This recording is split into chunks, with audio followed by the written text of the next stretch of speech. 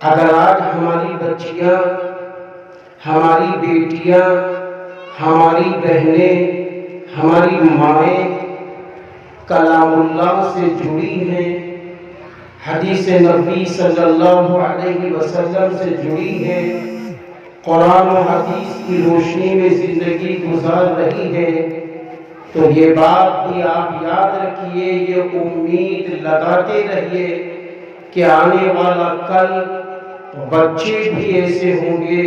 جو قرآن و حدیث سے جڑے ہوں گے، کیونکہ اللہ کے محبوبوں نے یہ بات فرمائی ہے کہ ایک مرد کی تعلیم ہوتی ہے، لیکن ایک لڑکی کی تعلیم گویا پورے خاندان کی تعلیم ہوتی ہے۔ یہ بچیاں، یہ بیٹیاں ہمارے سماج کی ریڑھ کی ہڈی کے مانند ہیں۔ جیسے ہماری ریڑھ کی ہڈی اگر صحیح ہے تو ہم کھڑے ہو سکتے ہیں، ہم چل پھر سکتے ہیں، ہم ایک دوسرے کی مدد کر سکتے ہیں۔ ایسے ہی ہماری بیٹیاں ہیں، اگر آج ہم نے ان بیٹیوں کو قرآن پاک کا پڑھنے والا، قرآن پاک کا سمجھنے والا، حدیث کا پڑھنے والا، حدیث پاک کا سمجھنے والا، نبی سے محبت کرنے والی اگر آج ہم نے ان کو بنایا ہے، تو یاد رکھنا کل جب یہ اپنے وقت پہ انشاءاللہ ماں بنے گی تو یہ اپنے بچوں کو بھی ایسے ہی قرآن و حدیث سے جوڑے گی۔ پھر یہ قرآن و حدیث سے جوڑنے کے بعد اپنے بچوں کو ڈاکٹر بنائیں گی، انجینئر بنائیں گی، پروفیسر بنائیں گی، سیاسی رہنما بنائیں گی، تو پھر سماج کو نفع ملے گا، کیونکہ وہ ایسا سماج تیار ہوگا کہ وہ ڈاکٹر ہوگا مگر مقدم وہ ایمان رکھے گا، وہ انجینئر ہوگا مقدم ایمان رکھے گا، وہ سیاسی رہنما ہوگا مقدم ایمان رکھے گا، اسے یہ معلوم ہوگا یہ ساری کی ساری نعمتیں اللہ نے مجھے دی ہے، اس لیے ہم اپنے اللہ کو راضی کرتے ہوئے یہ سارے کام کر سکتے۔ مفکر اسلام حضرت مولانا سید ابو الحسن علی ندوی عرف علی میاں رحمت اللہ علیہ نے یہ بات فرمائی تھی کہ دیکھو تعلیم کی مثال ایسی ہے جیسے ریڑھ کی ہڈی۔ ایک اور موقع پر فرمایا تھا، فرمایا دیکھو بخار، سر درد یہ وقتی بیماری ہے، لیکن تعلیم اگر ہم نے اپنے بچوں کو نہ دی، جاہل رکھا، ان پڑھ رکھا، تو یہ پوری زندگی کی بیماری ہے۔ اگر ایک باپ اپنے بچے کو مال نہ دے، گھر اچھا بنا کے نہ دے تو وہ چل سکتا ہے، اگر اس نے پڑھا لکھا انسان بنا دیا ہے، علم دے دیا ہے، تو ایک دن وہ کامیاب ہو جائے گا۔ تاریخ میں یہ باتیں دیکھی گئی ہیں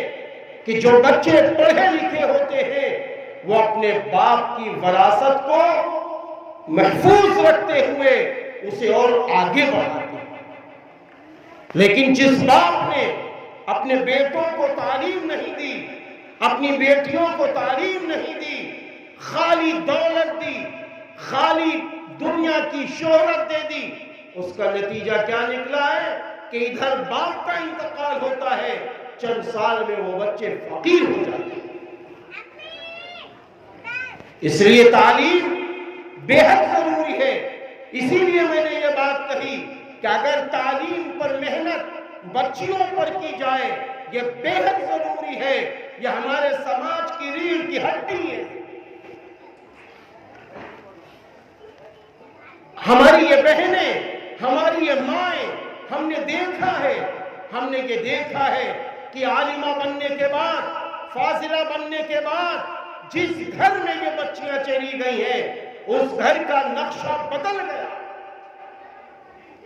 میرا خود کا لڑکیوں کا مدرسہ ہے، تو ہمارے یہاں کی فارغہ بچیاں جہاں گئیں تو ان کے سسرال سے فون آتے ہیں، آپ کے یہاں کی پڑھی ہوئی بچی ہمارے گھر کے جھگڑے کو ختم کرنے کا ذریعہ بنی، ہمارے یہاں لوگ نمازی ہو گئے، ہمارے یہاں اب صبح فجر کی نماز کے وقت سے ہونے لگی۔ تو یہ ہماری بہنیں، یہ ہماری بیٹیاں یہ کام کرتی ہیں۔ جب ان کو قرآن و حدیث سے جوڑا جاتا ہے ان بچیوں کو، تو نتیجہ کیا نکلتا ہے؟ یہ حدیث کی روشنی میں اپنے بچوں کو بھی تیار کریں گی انشاءاللہ۔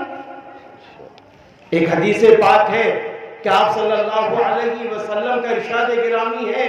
کہ آپ صلی اللہ علیہ وسلم نے فرمایا دیکھو دو مومن ہیں، ایک مومن وہ ہے جو کمزور ہے، ایک مومن وہ ہے جو طاقتور ہے۔ یہ دونوں مومن ہیں، لیکن اللہ تعالیٰ جس مومن کو زیادہ چاہتا ہے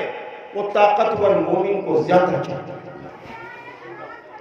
جو طاقتور مومن ہے، اب طاقت سے مراد اس میں بہت کچھ چھپا ہوا ہے، جسمانی بھی طاقت ہو، مالی بھی طاقت ہو، تعلیمی بھی طاقت ہو، یہ ساری طاقتیں اس میں چھپی ہیں، ساری طاقتیں اس میں چھپی ہیں۔ آگے بڑھ جائیے تو سماج کو لے چلنے کی بھی طاقت ہو۔ یہ ساری چیزیں سیرت طیبہ کی روشنی میں آپ دیکھ سکتے ہیں، آپ دیکھ سکتے ہیں۔ سیرت طیبہ کی روشنی میں آپ دیکھیے کہ کس طاقت کی ضرورت ہے، جہاں جیسی طاقت کی ضرورت ہے اس طریقے سے ہم ایمان کے ساتھ کھڑے ہو جائیں، ایمان کے ساتھ کھڑے ہو جائیں۔ تو جب یہ ہماری بچیاں، ہماری بیٹیاں، ہماری بہنیں جب یہ قرآن و حدیث سے واقف ہوں گی تو انشاءاللہ اپنے بچوں کی ایسی ہی تربیت کریں گی، ایسے ہی پرورش کریں گی۔ میں آپ سے سچ بتا رہا ہوں، ایک بچی ہے